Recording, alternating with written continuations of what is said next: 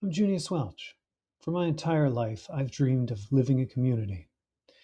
And in looking at a lot of what other communities do, they build their communities on raw land. And that is an option.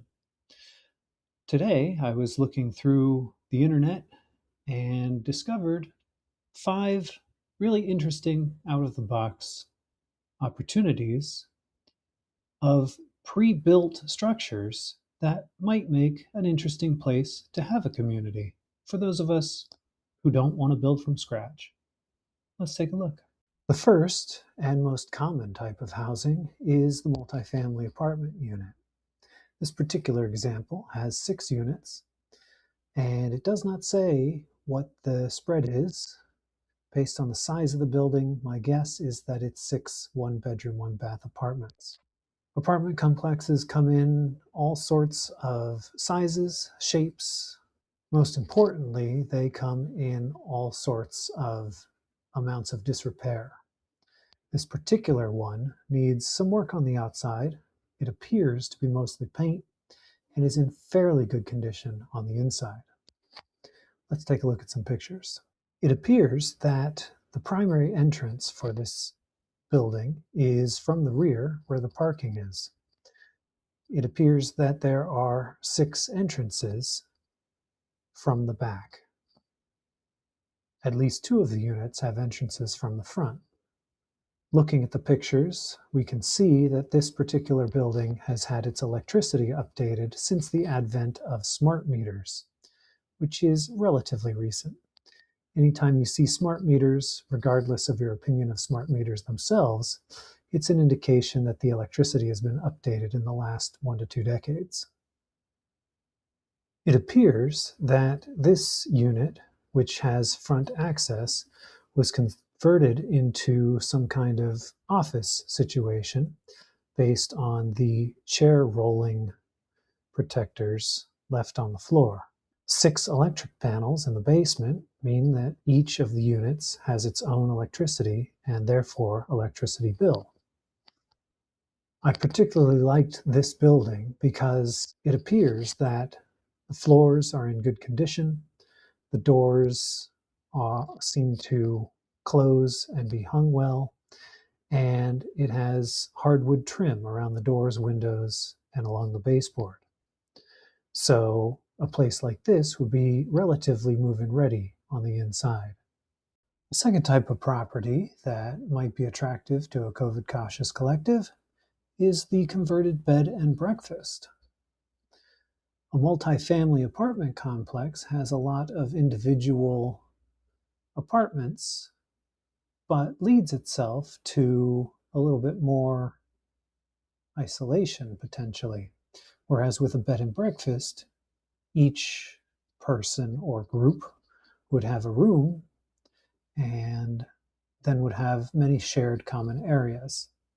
This, of course, requires that the people within the house share common COVID caution precautions. Let's go ahead and read some of the description together. This property has been largely updated over the years. Situated on just 24 acres in the village of Barnett, this former bed and breakfast could easily be reopened as a bed and breakfast, offering 4 rooms immediately, and 3 additional could be brought online with a few updates. There are 4 porches overlooking the property's landscaped and wooded acres. The grounds could be opened to expand to additional guest cottages privately situated in the woods. Now, if this is flights of fantasy by the real estate agent, that's one thing, but it's quite possible that the zoning in this particular town allows for that, which would open up the location to additional people to live on site in community. I'm amused that the real estate agent decided to let us all know that it would only take an hour to make it to the Canadian border in case we need to suddenly escape. Each of the rooms in this bed and breakfast seem to have a sink in the room, but also some kind of small restroom area. Whether that's a toilet or a toilet and a shower is unknown, but that's something to check on in person when making these sorts of decisions. Not every room is a bedroom. Some of us might want office spaces, hobby and craft spaces, and places to run home businesses out of. And so the people can decide how to make the spaces useful to the people who live there and figure out the best way to divvy it up. It's very important to have little retreats where we can have intimate conversations with one another. This looks like a beautiful place to sit and chat. Not every converted bed and breakfast is going to look the same. I just wanted to point out that I really like this sunroom. Having some kind of living room for people to congregate, talk, do hobbies together, and so on can be wonderful. Having a wood-burning stove makes sure that there is a warm place for the people to do these activities. This raised area would make an excellent garden space, depending on what's going on with this balcony. If there's a door to a kitchen, this would make an excellent place for an herb garden to collect fresh herbs and spices for meals. And in addition, or instead, planting a pollinator garden so that we can look at the birds and insects that might come to visit as we eat outdoors on the porch. This basement adjacent area appears to be a workshop in progress, and with a little effort could easily become a place of production or a shady three-season congregation place. A third option is a boarding house or former dormitory. These are buildings which have a number of bedrooms. In this case, this one has 8 units, which all share common restrooms, a living room, and a kitchen. Now, this is similar to what we saw with the bed and breakfast, but significantly fewer common areas. For those of us who remember college living fondly, this could be good. For others who look at only 2 bathrooms for 8 people, that might not be as appealing. These pictures don't give the concept that much justice, but they do give a general idea, and with a little paint and a little repair, this could be a quite viable option. A fourth option is converting a church or a school into living spaces. This example is a relatively inexpensive lot with 2 buildings and over 2 acres.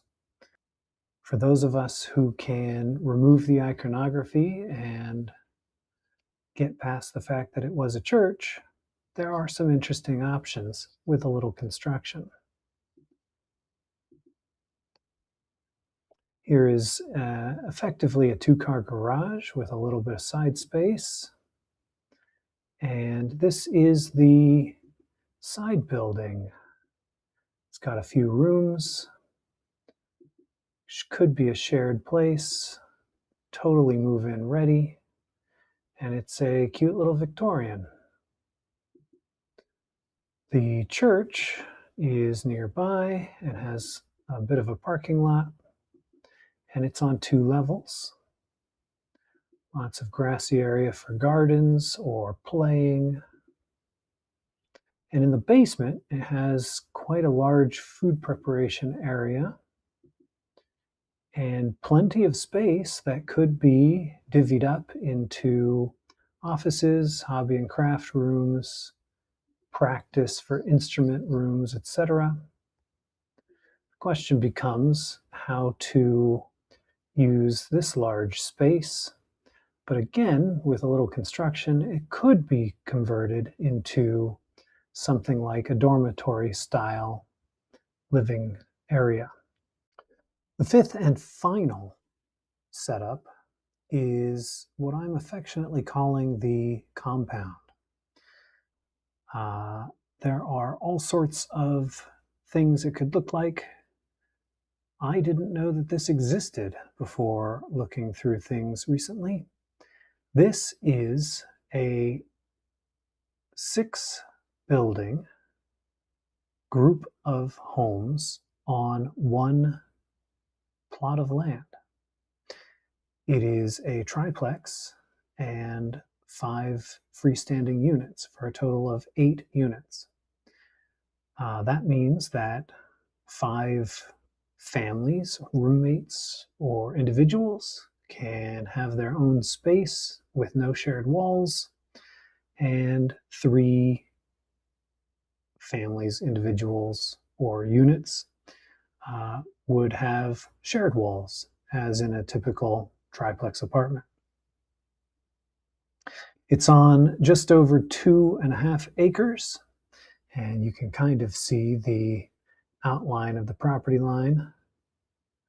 There are some trade-offs here. Since each of the buildings is freestanding, each needs to be heated on its own and cannot benefit from shared walls. On the other hand, individuals can be a little bit noisier should they choose to be so. Additionally, because of the number of freestanding buildings, it takes up a lot more room of the lot itself. But there's still plenty of room for gardens, tree planting, outdoor activities, etc., for the people who live here in community. Let's take a look. A lot of exterior shots to be seen. Each house has an entrance. A lot of snow shoveling in the winter. Somebody's going to need to do that. But the individual houses are kind of cute. This one has a little garage.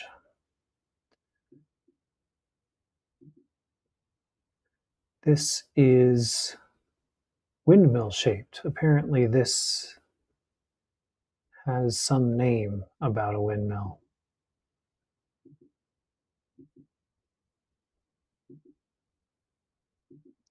Some interior shots. I believe these are from the triplex, but it's tough to tell what goes with what. The listing says that many of these units were updated in 2004. Some paint is needed in some of the rooms, and it looks like a little bit of construction has been done at the time, or these are old photos. Thank you for joining me as we explore 5 different orientations of potential communal buildings. This is often the last part of building a community, but I wanted to start here because it's the part people think about. The physical space, can I be comfortable here? But finding people that we can cohabitate with, who we can make decisions with, who we can tolerate their presence, takes time and effort.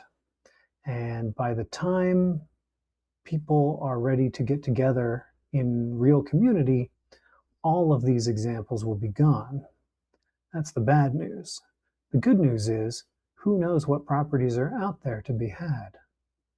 I hope that you will think strongly about how you'd like to live in community. Which of these options was the most interesting to you? I'd love to hear about that in the comments. And I hope that you will start to look around and ask yourself, who would I be interested in being in community with? And would we like to start moving in that direction? Find people who are as passionate about it as you are. And hopefully we, whether that includes me or not, can build strong COVID cautious communities together.